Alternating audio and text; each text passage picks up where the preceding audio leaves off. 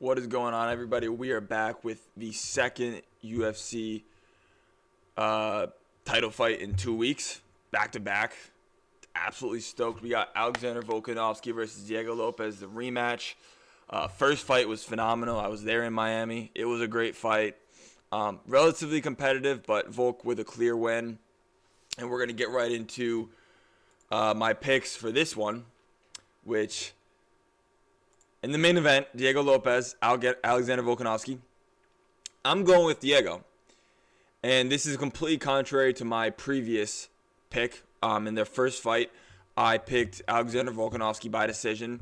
I think he was a small favorite at the time. I'm not sure what the odds are this go-round. But I think Diego Lopes has really made significant improvements since their last fight. Particularly, we saw it in the Gene Silva fight. He looked really good. I really think he'll mix up his game in this fight. I think he'll take it into some grappling. I think his striking's improved. I really do think he's improved enough all over to where he can finish Volk. I think Volkanovski, still obviously very good, still top of the division, still elite, beats majority of the people in that division. But I think Diego Lopes is going to take a step forward here in his career. I think Volkanovski is on the back end. Obviously he is older. I think this fight will kind of be similar to the first one for the first round or two, but I think somewhere around this, late second, third, fourth round, I think Diego Lopes will catch him and finish Volkanovski kind of when he's pressuring him up towards the fence. I think he'll catch Volkanovski and put him out TKO. So that'll be the prediction. Diego Lopes, TKO, rounds 3 to 4. Pretty confident here, honestly. I'm not looking forward to seeing Volk, if it happens, get knocked out. By no means am I looking forward to that. I really like Volk. I just think it's inevitable in this fight. I think Diego Lopes, like I said, has made drastic improvements to their first one. Even though it was only about a little less than a year ago, I think he's made big improvements, and I think he'll come out firing in this one and get it done. Moving on down to Dan Hooker versus Benoit Saint Denis. So this is interesting. Benoit Saint Denis, relatively big favorite. I am aware of that one. I think he's going to have problems in this fight. I think Mauricio Rufy stylistically was a very good matchup for BSD, and I think he looked very good. Now, Dan Hooker is a tough cookie to deal with. His length is phenomenal. He's at only 2-inch reach advantage. But it'll feel like that, much more than that against Benoit Saint Denis. I feel like he'll look pretty damn big in there. He uses it very well. I think he's going to put a ton of damage on Benoit Saint Denis. We've seen him before. I think, honestly, this fight will be quite similar to Moicano versus BSD. I think it'll be very, very similar. I think maybe in the first round it'll be pretty competitive, but I think Dan Hooker will really start piling up damage on Benoit Saint Denis, kind of cutting him up, causing him to have problems with his vision. I know this is only, I think, a 3-round fight, but I really think he'll start wearing on Benoit. I think he'll might maybe even finish him in the 3rd round, whether it be by a cut or something. I really see Dan Hooker cutting up Benoit Saint Denis here, elbows and stuff, and really causing him problems. Dan Hooker's not the easiest person to grapple against as well. He is pretty good. Arman Tsarukyan is an elite grappler, top 3 in the division. Benoit Saint Denis, very good, just not that level. I don't think he would have imposed his game like Arman did against Dan Hooker. And he came out of that fight, that's why he's such a quick turnaround. He came out of that fight pretty much unscathed. But yeah, Dan Hooker by finish, late finish, or maybe a decision, but I'm going to go with a late finish, 3rd round. That's my prediction there. I'm stoked for this fight, though. This could be very well the best fight in the card. They put it in the co-main for a reason. Another great fight. Mauricio Rufy versus Rafael Fiziev. Pick here. Mauricio Rufy by decision. I think this will be a good fight. Rafael Fiziev, very, very good. I think he's going to be very hittable for Mauricio Rufy. Fiziev, his movement, he's very stationary. And he'll be there for Mauricio Rufy to kind of lay out on. Rufy's been training with Alexander Volkanovski a lot. I think that'd be very good for his career. That's a great opponent to train with, right around your weight class. Super skilled, super experienced. I think that's going to do wonders for Mauricio Rufy. I think he's going to beat Fiziev probably by decision. Like I said, though, I think he's going to land a lot on Fiziev. He's not mobile enough, per se, to handle Ruffy. And his grappling is not enough to completely negate his striking. I think Ruffy will have a 3.5, 4-inch reach advantage is giant. And I think you use it extremely well. But yeah, that's the pick there. Tai Tuivasa versus Taliesin Teixeira. Easy pick. Taliesin Teixeira. We saw Derek Lewis. I think Derek Lewis beat him, right? Make sure I'm not tripping. Yeah, Derek Lewis beat him. Tai Tuivasa, he's not even the poor man's Derek Lewis. He's shit at this point. Taliesin Teixeira is going to finish him in the first round, you know. Just being honest here. It'd be cool to see Tai Tuivasa get a win in Australia, but it ain't happening. Like I said, Taliesin Teixeira is going to piece him up, finish him first round. Simple as that. Jamie Malarkey. Come on, work. Well, let me open it. Okay. Jamie Malarkey versus Quillen Salkild. This is an interesting one. Obviously, Quillen Salkild has looked very, very good as of recent with his last fight beating Nasrat Haqparast. But I do think Jamie Malarkey very well could win this fight. I'm not picking him. I'm picking Quillen Salkild by finish actually. But this is a step up for Quillen Salkild. Jamie Malarkey is a decent fighter. He's not bad by any means. He's been through the ringer. He's had a bunch of experience.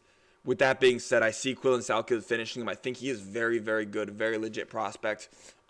His striking is elite from what I've seen so far.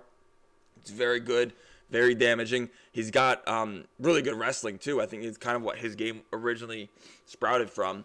But, yeah, Quillen Salkild by TKO, second round maybe.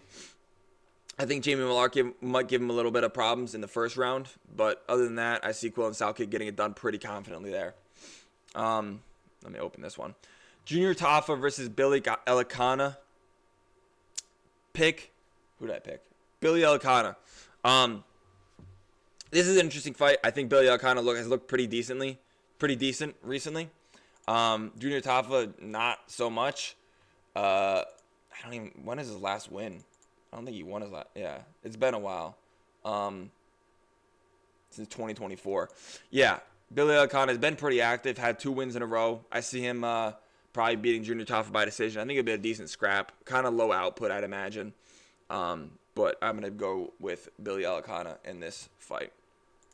Up-and-comer in Cam Rouston against Cody Brundage. Cam Rouston's going to absolutely maul Cody Brundage, I think. I think he's going to finish him pretty quickly.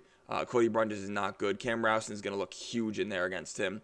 3 inches taller, giant reach advantage. He's going to piece him up from the outside. I don't think Cody Brundage will be able to do anything to him, really.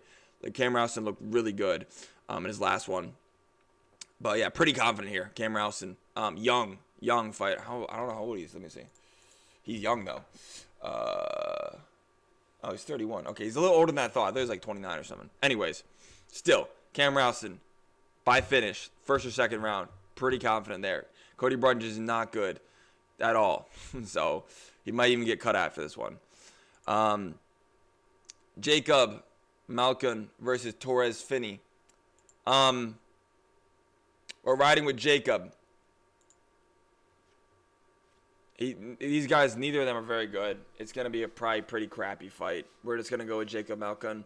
Because Torres Finney, when I watched him fight, it was that one tall guy. The hell is his name? Robert Valentin. Yeah, he won that fight, but he showed no ability to actually, fight. He literally was just in on a takedown, halfway in on a takedown the whole fight. I don't think that's going to work more than once. That sort of thing doesn't work. I mean, I could be very wrong. He could wrestle to a decision, but I don't see that happening. I see Jacob Malkin winning this fight by decision. Very boring, low output decision. Not looking forward to it, but that'll be the pick there. Not even confidently either, but that's the pick. Oben Elliott getting back in here after a tough last go. He got finished, right? Yeah. No, he lost a decision. It's been a while. He got hurt. That's what it was. But back in here against Jonathan Mekalev. I think I can't remember who's an underdog, but what the odds are. We're riding with Oban Elliott by decision. I still think he's a very decent fighter. I really do. He had some fix some things. This is not an easy fight. Jonathan Mikalev is not an easy person to deal with, especially with his reach crazy long. Oban Elliott, I think he'll be able to mix up this fight pretty well. Yeah. Had a bit of a layoff, like I said, got injured. He'll be back. I think he'll look good in this one. I am excited to see him back in there and a good scrap. I think I'd say by decision most likely. I don't see either of them finishing each other. I see probably a 29-28 decision for Oban Elliott. And the last of the actual UFC fights, we have Khan Ofli versus Yiza. I forgot how to say this, but Yiza. This dude Yiza is like a favorite against Khan Ofli. Khan Ofli, I swear they always have him as an underdog, and I pick him every time. And he doesn't win every time, but he's competitive every time. He just, in his last one, mauled Ricardo Ramos. His only 2 losses in the UFC are Muhammad Naimov and Myron Santos, who are both very legit fighters in the UFC. Like, they're both very solid. And both of those, well, the Naimov fight was competitive. He got finished by Myron Santos, but he wasn't getting mauled beforehand. I think he's a very good fighter. I'm riding with the underdog. Pretty solidly big underdog here, Khan Ofli, to beat Yiza by decision. I pick him every time. Especially when you're looking at a value. I mean, this is me picking who's going to win. But if you take a look at it from like a value play, he's there with crazy value every time. Like, there's no reason he should be like a 2-1 underdog or whatever he is. It's crazy. I know Yiza finished someone nastily, 37 seconds in his last fight. But that guy's a bum. Like, anyone who's fought that's actually good in the UFC, like Gabriel Santos, he lost. Like, that's how I look at it here. I think Khan Ofli will get in the pocket, beat up Yiza to a decision. That's the prediction. And we have a bunch of, what are these called? They're the Road UFC. I'm not giving predictions on here because, truthfully, I don't know. Should be some good fights, though. They normally are good fights. That is a crazy tattoo. What the hell? That's wild. Anyways. Oh, we lost. Okay. Anyways. This is a fun card. I'm looking forward to it. Main event, great. Co-main, also great. Diego Lopes going to get the belt for the first time in his career. Absolutely stoked for this card. Appreciate you guys watching. If you guys could please subscribe. Going to have more videos out soon, of course. But I'm stoked for this card this weekend. And, yeah. Appreciate you guys watching, and have a good one.